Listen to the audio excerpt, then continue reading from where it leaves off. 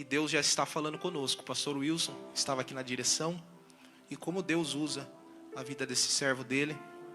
E ele fez a leitura do Salmo 24. Eu acho maravilhoso o Salmo 24. O nosso Deus, ele merece toda a honra e toda a glória. Lucas capítulo 18, meus irmãos, versículo 9. É o texto que nós tivemos a responsabilidade de trazer nessa manhã. E eu confesso aos irmãos que essa foi a mensagem que Deus me entregou para hoje. Eu falei com os irmãos pela manhã nesse texto e disse ao Senhor, será isso que Deus queria falar com os irmãos na noite, e Deus confirmou em meu coração. E eu estou em paz com Deus. E eu sei que é isso que Deus quer falar conosco nessa noite. Lucas capítulo 18, versículo 9. Nós vamos ler até o versículo 14. Glória a Deus. Esse texto diz o título dele, a parábola do fariseu e do publicano. Diz assim a palavra do Senhor. E disse também essa parábola a uns que confiavam em si mesmos, crendo que eram justos e desprezavam os outros. 2 homens subiram ao templo a orar, um fariseu e o outro publicano. O fariseu, estando em pé, orava consigo dessa maneira: ó Deus, graças te dou, porque não sou como os demais homens, roubadores, injustos e adúlteros, nem ainda como esse publicano. Eu jejuo 2 vezes na semana e dou os dízimos de tudo quanto eu possuo. O publicano, porém, estando em pé de longe, nem ainda queria levantar os olhos ao céu, mas batia no peito, dizendo: ó Deus, tem misericórdia de mim, pecador. Digo-vos que esse desceu justificado para a sua casa, e não aquele, porque qualquer que a si mesmo se exalta será humilhado, e qualquer que a si mesmo se humilha será exaltado. Amém, meus irmãos? Glória a Deus. Se assentem, por favor. Fiquem à vontade. Daqui a pouco vamos participar da ceia do Senhor. Meus queridos irmãos, eu iniciei falando nessa manhã, e quero repetir, o início da ministração, de que a gente fica muito atento quando a gente olha para as Escrituras, para os milagres que Jesus fez. Eu sempre costumo ver isso, que quando normalmente um pregador ele se dispõe a pregar uma mensagem nos evangelhos de Jesus, Mateus, Marcos, Lucas e João, quase sempre a gente vê a pessoa falando acerca da cura do cego, da multiplicação dos pães e dos peixes, falando acerca de uma ação poderosa de Jesus sobre uma dificuldade, sobre uma deficiência. Só que às vezes a gente não para pensar, para analisar, que mais do que milagres, a Bíblia narra muitos ensinamentos que Jesus trouxe para o seu povo, trouxe para os filhos de Deus. Aliás, eu posso afirmar para os irmãos que Jesus mais ensinou do que fez milagres. É que às vezes a gente não para perceber essas coisas. E as coisas que Jesus ensinou são coisas tão preciosas, porque elas são princípios que movimentam a nossa vida, que movimentam a nossa fé. Eu sempre digo isso, tem pessoas lá fora que possuem milagres, experiências assim que ninguém aqui dentro teve. Mas se não obedece a princípios, de repente está afastado de Deus, está vivendo uma vida longe da presença do Senhor. E existem pessoas que estão aqui dentro que de repente não tem uma grande experiência, um grande milagre para contar. Mas pode dizer, eu estou seguindo princípios de Deus, eu estou obedecendo a palavra do Senhor, e logo essa pessoa está trilhando um caminho de salvação para a sua vida. Jesus ensinou muito, ensinou de forma direta, através de ensinamentos como o do Sermão da Montanha, onde não tinha mistérios. Ele dizia de forma clara aquilo que ele queria ser entendido. Mas ele também ensinava em alguns momentos de uma forma indireta. E uma das formas dele ensinar indiretamente era ensinar através das parábolas. As parábolas eram histórias, eram analogias que Jesus fazia do dia a dia, das coisas que aconteciam à sua volta, a fim de que as pessoas tivessem uma lição daquela história, daquele ensinamento que ele estava proporcionando. E aí eu fiz uma pesquisa nessa semana sobre quantas parábolas Jesus citou. E fazendo uma pesquisa bem rápida, eu consegui ver na Bíblia que Jesus, ele citou 40 parábolas diferentes. Cada uma dessas parábolas tem um destinatário diferente, tem um público diferente para quem Jesus está falando. Cada uma dessas parábolas tem um princípio diferente. Mas aqui no capítulo 18 do Evangelho de Lucas, Jesus ele tem um assunto principal, que ele já começa a discorrer na sua primeira parábola, que é a parábola do juiz iníquo, onde Jesus está falando acerca da oração. Lucas capítulo 18, do versículo 1 até o versículo de número 8, se você ler esse texto, essa parábola, você vai ver Jesus falando de uma mulher que era viúva e que tinha uma sentença na mão de um juiz que era iníquo, um juiz impiedoso. Mas ela, de tanto insistir, ela teve a sua causa julgada. Então Jesus está ensinando um princípio da oração e o princípio da insistência, de não desistir de orar. É por isso que eu falo, você vem para o culto aqui na ceia do mês de agosto, você veio do mês de julho, você veio do mês de junho, você faz campanha, você busca Deus, e às vezes as coisas não acontecem, e vem um forte desejo em desistir. Mas Jesus está ensinando aqui no capítulo 18, do versículo 1 até o versículo 8, que a gente não pode parar de orar, que a gente não pode parar de buscar a face de Deus.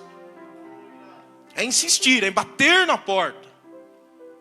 Aí depois que ele finaliza esse assunto, falando sobre a insistência na oração, de ter uma vida de oração, ele vai continuar no mesmo assunto, falando acerca de oração. Mas agora ele vai falar sobre uma coisa que às vezes a gente não quer mexer. Ele vai falar sobre uma oração que Deus ouve e sobre a oração que Deus não ouve. Ele vai falar dos tipos de oração que Deus rejeita e os tipos de oração que Deus aceita. O público que Jesus está falando é anunciado no versículo 9. É onde Jesus revela 3 características do público que estava ouvindo aquela parábola. Quais são as características, irmãos? Olha o que o texto diz. E disse também essa parábola a uns que confiavam em si mesmo. Primeira característica do público que estava ouvindo Jesus falar dessa parábola é que tinha um povo que confiava em si mesmo, coração cheio de soberba. Nós somos bons, nós somos fortes, nós somos religiosos. Qual outra característica? Jesus diz que além deles confiar em si mesmo, eles também acreditavam que eram justos. Eles não conseguiam ver o pecado na vida deles, mas eles conseguiam ter facilidade de observar o pecado na vida alheia. Eles não conseguiam ver as suas falhas, mas tinham facilidade de ver as falhas dos seus irmãos. E terceira característica, Jesus diz que além deles confiar em si mesmo e acreditarem que eles eram justos, eles também desprezavam os outros. Por se julgarem num nível elevado de fé, num nível elevado em buscar a Deus, em seguir mandamentos, logo esse público que Jesus está falando desprezava os seus irmãos. Eles ignoravam os seus irmãos. Jesus está falando com esse perfil de pessoas. E para falar com esse perfil de pessoas, ele vai usar uma história bem religiosa. Uma história bem do nosso meio. Uma história bem para crente. Ele vai dizer que 2 homens, eles estavam indo orar no templo. É assim que ele começa a história. Estavam subindo 2 homens a orar. E aí ele vai revelar quem eram esses homens. E vai dizer que um era fariseu e o outro era publicano. Para você entender melhor, Jesus está falando de extremos, pastor Will. Ele está dizendo que 2 homens foram orar. Um era de um alto padrão de fé, da religião. Um fariseu. Estava indo buscar a Deus. Um homem piedoso, que guardava os mandamentos, obediente da lei de Moisés. Já o outro era um publicano, um cobrador de imposto. Uma pessoa rejeitada pela sociedade. Uma pessoa que tinha condutas erradas diante do povo e diante de Deus. Mas os 2 estão indo para um culto. Os 2 estão indo para o templo. Os 2 vão buscar a face de Deus. Os 2 vão orar. Jesus revela que quando eles iniciam a oração, ele frisa a oração do fariseu. Ele começa a revelar as coisas que estão saindo da boca do fariseu e que são produzidas pelo coração dele. Eu disse nessa manhã e vou repetir nessa noite. Se tem uma coisa que nos revela diante de Deus, são as palavras que nós produzimos em nossas orações. E eu não digo isso para te desmotivar a deixar de orar. Não estou falando isso para que você pare de orar, mas eu estou falando isso para que você preste atenção nas coisas que você está falando em suas orações. Para que você preste atenção como você tem se relacionado com Deus, como você tem se apresentado diante do Senhor. O texto diz que ele, na sua oração, ele até começa bem. Ele está em pé e está falando consigo mesmo. É como se Jesus estivesse dizendo, ele não está falando em voz alta, mas ele está falando aqui dentro do seu coração. Ó Deus, graças te dou. E eu acho interessante que ele começou bem a oração. Ele não começou mal a oração, ele começou dentro de um princípio que o próprio Jesus ensinou, que é o princípio da gratidão. Começou grato. Te dou graças, Senhor. Obrigado, meu Deus. Graças eu te dou. Louvado seja Deus. Começou bem. Mas no meio da sua oração, depois desse princípio onde ele começou com o coração aberto, dizendo, graças eu te dou, Senhor, ele já começa a revelar que algumas coisas dentro do seu coração precisavam ser transformadas pelo Senhor. Ele diz, eu não sou como os demais homens, roubadores, injustos, adúlteros. Observe que quando ele começa a orar diante de Deus, ele está revelando que realmente ele está vivendo uma vida piedosa. Quando ele diz que ele não é como os demais homens, que não rouba, não adultera e não vive num caminho de injustiça, logo a gente entende que ele é um homem diferenciado. Ele tem um alto padrão religioso. Porém, ele está cometendo um grande erro. Porque ao invés dele se relacionar com Deus, ao invés dele se apresentar diante do Senhor da maneira que ele é, ele está se comparando com os seus irmãos. Escute isso. Primeira coisa que eu quero falar com vocês nessa noite, para quem está aqui, para quem está ouvindo aí da sua casa. Pare de se comparar com as outras pessoas. Pare de querer justificar erros, ações equivocadas que você tem, porque de repente alguém que está do teu lado, alguém da igreja, e aí nesse tempo que eu estou na igreja, eu já cansei de ver isso. Pessoas que de repente cometem um erro, um equívoco, e quando você vai falar, a primeira coisa que a pessoa diz, o senhor está falando comigo, mas e aquela irmã, e aquele irmão, e aquele jovem, e aquela pessoa, e a pessoa não para entender que o negócio é com você, Deus se importa com aquilo que você está fazendo, como você está se relacionando com Ele. A gente procura um padrão, de alguém que está desajustado com Deus, de alguém que não está bem com Deus, de alguém que está enfermo espiritual, e queremos nos comparar para nos sentirmos que estamos elevados, que estamos acima, mas Jesus está repudiando esse tipo de oração. Jesus está apresentando essa oração, mas não como um exemplo positivo, mas como um exemplo negativo. Porque antes de você olhar para alguém, pela conduta de alguém, pelo caminho de alguém, olhe para a sua conduta, olhe para o seu caminho e olhe para como você está se relacionando com o Senhor. Ele orava dizendo, eu te dou graça, Senhor, e eu não sou como os demais homens, roubadores, injustos, adúlteros. E aí o pior, ele está tão concentrado na oração, ele é tão religioso, que ele tem tempo de olhar para o lado. De manhã era o Guinho, agora é você, Lucas. Ele tem coragem de olhar para o lado e falar, Senhor, e digo mais, eu não sou como o Lucas, que é um pecador, eu sou diferente.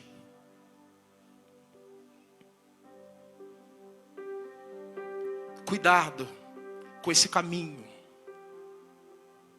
Cuidado com esse caminho de achar que, porque de repente, Deus te usa. Porque de repente você tem algumas experiências com Deus. Porque de repente você vive uma vida piedosa. Você é melhor do que esse irmão que está do lado. Eu terminei a mensagem falando sobre o texto de Efésios capítulo 2. Eu não vou terminar ainda a mensagem, mas eu já quero falar desse texto. Efésios capítulo 2, no versículo 8. O apóstolo Paulo, ele diz em alto bom som: pela graça sois salvos, e isso não vem de vós, é dom de Deus.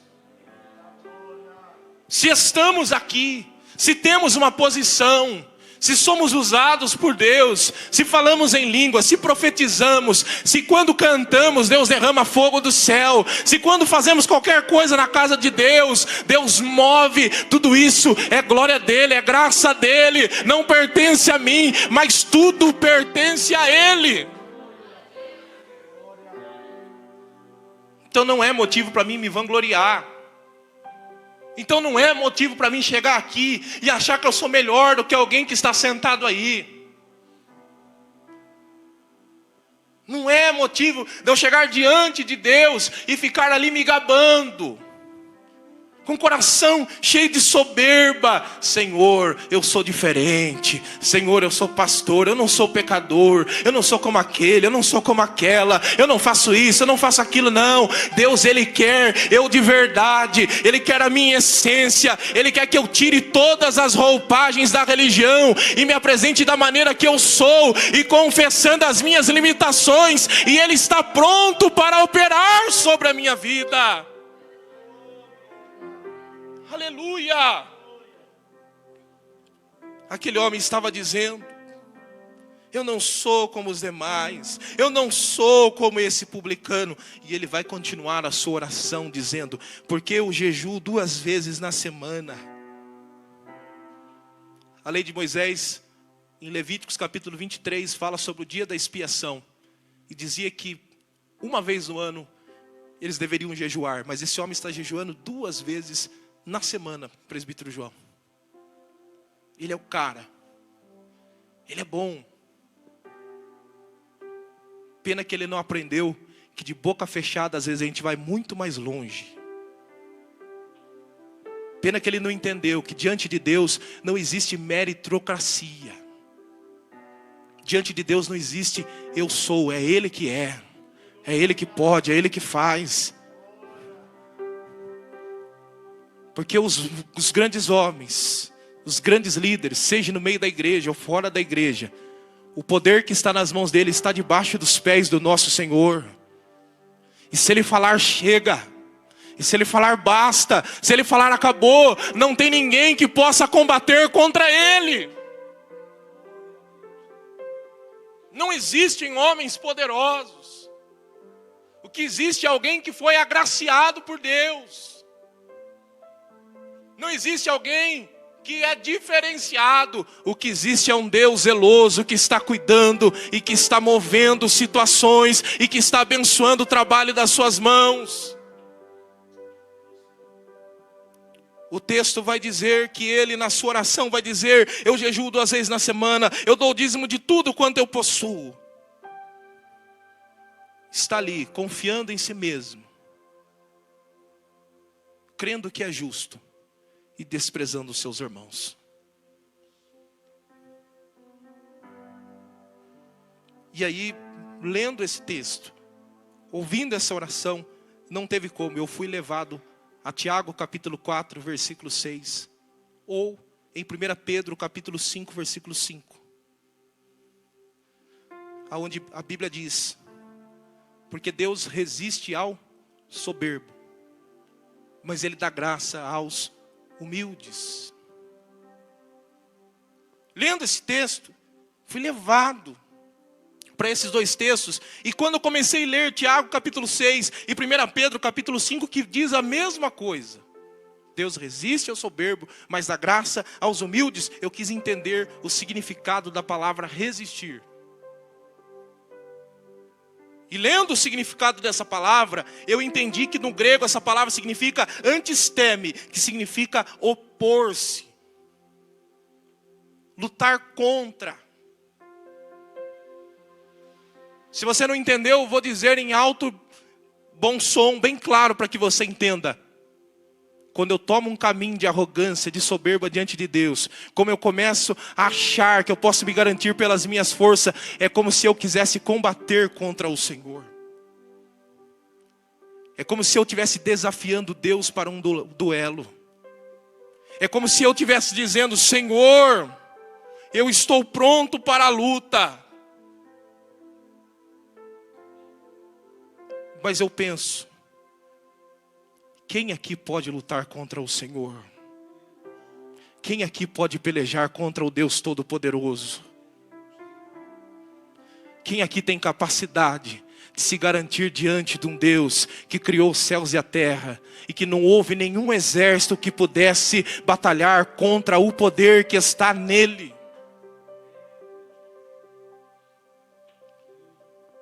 Esse homem está cheio de si, cheio de confiança própria. Ele acredita que é justo. Ele está desprezando o seu irmão. E o outro que chegou sem moral nenhuma para o culto. O outro pecador, o publicano, que de repente naquele contexto atual, quando estava subindo para o templo a orar, alguém de repente olhou para ele e falou: o que ele está fazendo na igreja? O que ele vai fazer na igreja? A semana inteira cobra o imposto da gente aqui. Ele nos rouba, ele nos traz prejuízo. Ele é um adúltero, ele é injusto, ele é um roubador. O que ele está fazendo no culto? Jesus também vai revelar a oração desse homem. Jesus também vai revelar as palavras que saíram da sua boca. E nas suas palavras, na sua oração, aquele homem que diante da sociedade, diante daquele povo, era um homem injusto, ele está orando dessa forma diante de Deus. Em pé. Não consegue nem levantar os seus olhos ao céu, de cabeça baixa, mas batendo no seu peito. Fragilizado, reconhecendo, quebrantado e dizendo: ó Deus, tem misericórdia de mim, pecador.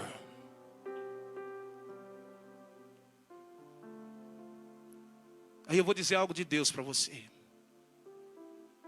Do mesmo jeito que a gente não pode querer se comparar com as pessoas por algum mérito, por algum dom, por alguma bênção de Deus, por alguma posição, também não dê ouvido para as coisas que as pessoas estão falando a teu respeito. Do mesmo jeito que você não deve deixar que algumas coisas que estão na tua vida te tirem do foco, te tirem da presença de Deus, também não deixe que algumas acusações, que algumas palavras que lançam contra você, que lançam contra a tua casa, venham te abalar e te façam desistir de estar aqui na presença de Deus. Eu não sei o que esse homem ouviu para estar lá, mas ele está lá, diante de Deus, um pecador, mas reconhecendo diante do Pai: Senhor, tem misericórdia de mim porque eu sou um pecador. Tem misericórdia de mim porque eu sou injusto. Tem misericórdia de mim porque eu pequei. Irmão, Deus, Ele não quer simplesmente as coisas que estão aqui no nosso exterior. Porque eu falei pela manhã e vou voltar a repetir: trocar de roupa é coisa fácil. Tira lá uma camisa, coloca outra, coloca um terno, coloca uma gravata. São coisas visíveis que são fáceis de se modelar. Mas agora deixar Deus trabalhar aqui dentro é outra coisa. E tudo que Deus quer fazer é uma grande obra aqui dentro do nosso coração. Sabe coisas que Deus ama? É quando você falha, você erra, mas você está aqui dentro, com o coração quebrantado, arrependido, está dizendo: Senhor, daqui eu não saio. Aqui é hospital, aqui é casa sua. Alguém está dizendo que eu não sou digno para estar aqui, e eu não sou, Senhor. Mas eu não saio daqui porque eu não abro mão da sua presença na minha vida. É o Davi no Salmo 51. Que eu dizia na manhã: um grande homem de Deus, um vitorioso, um vencedor, mas que pecou em um determinado momento da sua vida. Cometeu um adultério, cometeu um homicídio, Mas quando começa a escrever os Salmos 51, ele começa dizendo: tem misericórdia de mim, ó Deus. Ele diz, num determinado momento desses Salmos: cria em mim, Senhor, um espírito reto. Ele diz também em outro versículo no Salmo 51, Senhor, e não retires de mim a tua presença. Sabe o que a gente precisa aprender a valorizar em estar aqui, em estar na casa de Deus? É que Deus nos aceita mesmo quando erramos, desde que a gente entre aqui valorizando a presença de Deus nas nossas vidas.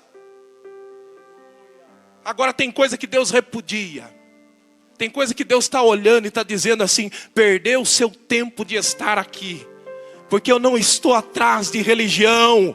Eu estou atrás de verdadeiros adoradores, não de homens e mulheres perfeitas, não de homens que são perfeitos, não de super-heróis, mas de pessoas que erram, que falham, mas não abrem mão de adorar a Deus, que não abrem mão de estar aqui para prestar um culto de louvor e adoração ao nome do Senhor. E Ele procura. É por isso que ele diz que o Pai procura os verdadeiros adoradores. Ele procura, ele olha. Todo mundo está dentro do culto de forma presencial, outros online. E alguns estão cultuando e outros não estão cultuando. E ele está revelando nessa parábola esse princípio. Os dois estão orando. Um é piedoso, um é justo, mas ele está olhando para aquela oração e está dizendo: eu não quero essa oração, eu não quero esse comportamento, eu não quero esse tipo de coisa, eu não quero esse tipo de sacrifício.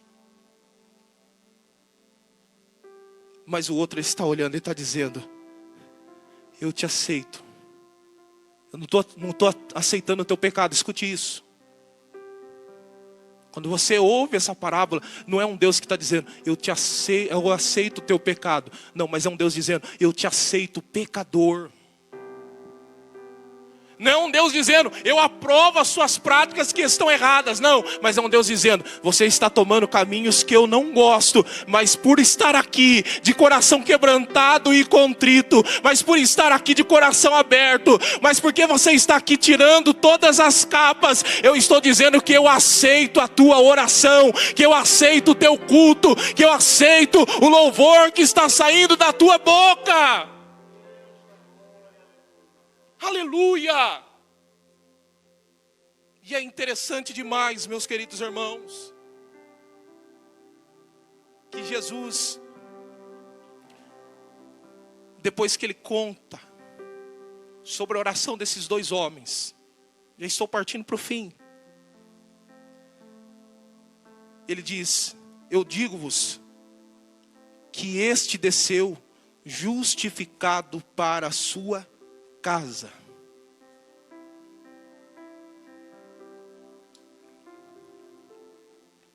Sabe o que é isso? Para o contexto dessa história, naquele tempo, alguém que olhava para aqueles dois homens, para aquelas duas situações, dizia: o fariseu está bem com Deus. Quem conhecia o vizinho, pastor, olhava e falava: o fariseu está bem com Deus, ele é justo, não rouba ninguém, ele não é adúltero. Mas alguém também já dizia: mas aquele eu nem sei o que está fazendo lá. Mas Jesus está surpreendendo a todos que estão ouvindo aquela parábola. Está dizendo: quem desceu justificado foi aquele homem pecador, foi aquele homem publicano. E aí, para terminar o assunto da sua parábola, ele fecha dizendo isso: porque qualquer que a si mesmo se exalta, será humilhado. Eu acho isso tão interessante. A gente vive num tempo que ninguém quer levar desaforo para casa. A gente quer resolver tudo. Um tempo que quando a gente escuta uma ministração que fala sobre tempo da exaltação, a gente vibra, a gente celebra, e a gente não entende que dentro de um princípio estabelecido por Deus, para ser exaltado, em primeiro lugar eu preciso ser humilhado diante de Deus. Mas eu não quero passar pelo caminho da humilhação. Eu não quero estar debaixo das mãos de ninguém. Eu olho para um texto como o Pedro vai dizer lá na sua primeira carta, no capítulo 5. Humilhai-vos debaixo da potente mão do Senhor, porque no seu devido tempo, no seu tempo, essa mesma mão vai te exaltar. Eu olho para esse texto, mas eu não quero isso para a minha vida. Eu quero ganhar a briga de hoje. Eu quero ganhar a discussão de hoje. Eu quero ir embora para minha casa e falar para minha família: eu falei com ela, eu falei com ele. E quem que ganhou a discussão? Fui eu. Todos viram que eu tinha razão. Todos viram que eu sobressaí. Mas Jesus está dizendo o contrário.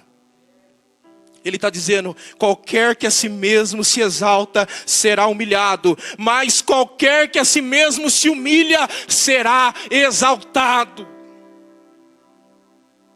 Suporta, resista, enfrente essa situação que você tem que viver, mesmo que seja um tempo de humilhação. Mas fique tranquilo, ninguém fica só no tempo da humilhação, mas pelo contrário, quem toma o caminho da humilhação vai chegar também no tempo da exaltação de Deus na sua vida.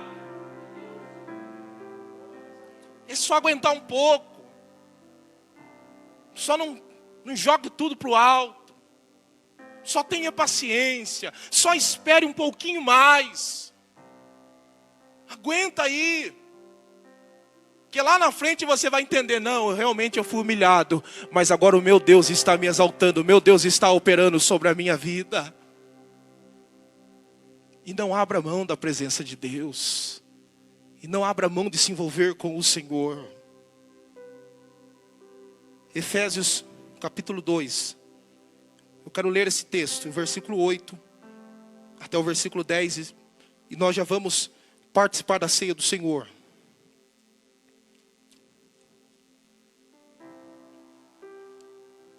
Eu citei no meio da ministração. Mas assim como eu terminei pela manhã, eu quero terminar também nessa noite lendo esse texto. Onde Paulo, por revelação do Espírito Santo de Deus, ele está afirmando nesse capítulo que a salvação é pela graça. E aí no versículo 8 ele diz: porque pela graça sois salvos por meio da fé. Isso não vem de vós, é dom de Deus. A palavra dom significa presente. Você não é salvo porque você é o mais bonito da comunidade, o mais bonito da sua família. Você não é salvo porque você tem pés que são rápidos, ou porque você tem uma profissão diferenciada. Você não é salvo porque você tem uma afinação perfeita para adorar a Deus. Você não é salvo porque você prega bem. Você não é salvo porque você manipula bem o uso de um instrumento. Você não é salvo porque você tem um padrão elevado de vida. Você não é salvo porque você se veste diferenciado. Você é salvo pela graça, porque Ele te deu esse presente, o direito da salvação da sua alma. É como se o apóstolo Paulo estivesse falando: olha, diante de Deus todos estão debaixo do mesmo patamar. E só passa daqui para lá se o acesso for Jesus Cristo. É como Jesus falou: ninguém vem a mim se não for, ninguém vai ao Pai se não for por mim. A gente só vai para lá, a gente só é salvo porque Ele nos dá a salvação. Porque é Ele que faz, porque é Ele que opera. Tudo é dele, toda honra, toda glória, todo louvor, toda exaltação, tudo pertence a Ele. se estamos aqui, se adoramos, se louvamos, se somos justificados, se somos limpos, se somos lavados, se somos remidos, se recebemos posições, se Deus nos leva, se Deus faz, se Deus tira, se Deus coloca, se Deus movimenta, se Ele não faz nada, tudo isso é graça de Deus na nossa vida. Isso é graça, graça, graça. Coloque isso no teu coração. Tudo é graça de Deus na nossa vida. E aí ele vai dizer: não vem das obras para que ninguém se glorie. Porque nós somos feitura sua, criados em Cristo Jesus para as boas obras, as quais Deus preparou para que andássemos nelas.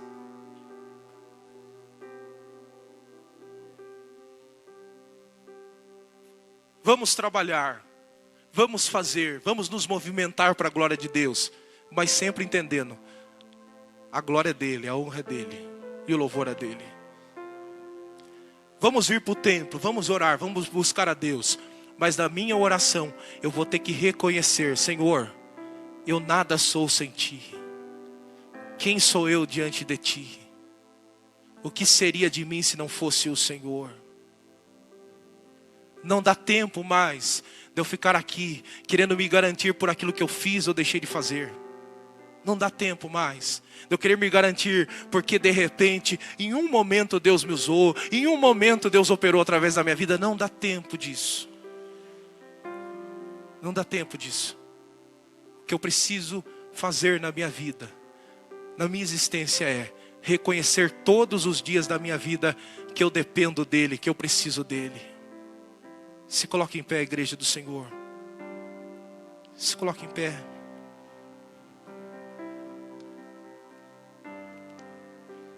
Quero convidar já o ministério de louvor. Quero convidar os obreiros que vão me ajudar aqui na ceia do Senhor.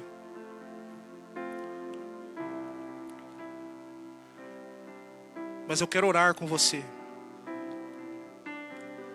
Você que desejar, você não precisa fazer, mas você que desejar, feche teus olhos. Coloque a mão sobre o teu coração. E faça a oração mais sincera que você pode fazer. Feche teus olhos. Coloque as mãos sobre o teu coração. E faça a oração mais sincera que você pode fazer.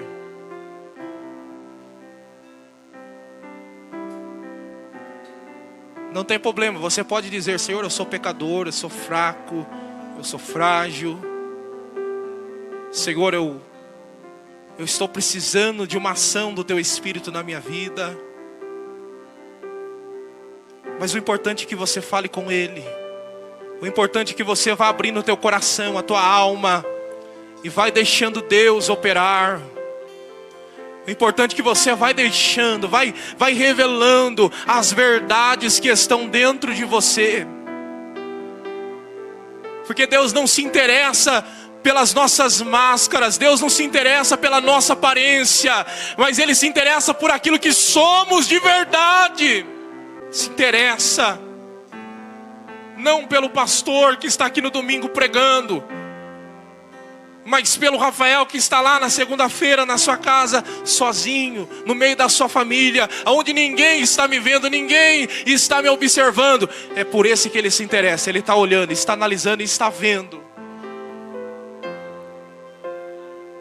E não é só pelo fato de que estamos aqui, de que estamos no templo, que já é suficiente para que Deus esteja olhando do céu e esteja alegre, feliz com a nossa postura. Mas pelo contrário, é tempo de nós revelarmos quem somos diante dEle, abrir o nosso coração, a nossa alma, e como esse homem, esse personagem que diante de Deus dizia: tem misericórdia porque eu sou pecador. É tempo de nós demonstrarmos arrependimento diante de Deus e deixarmos que o Teu Espírito venha operar sobre as nossas vidas.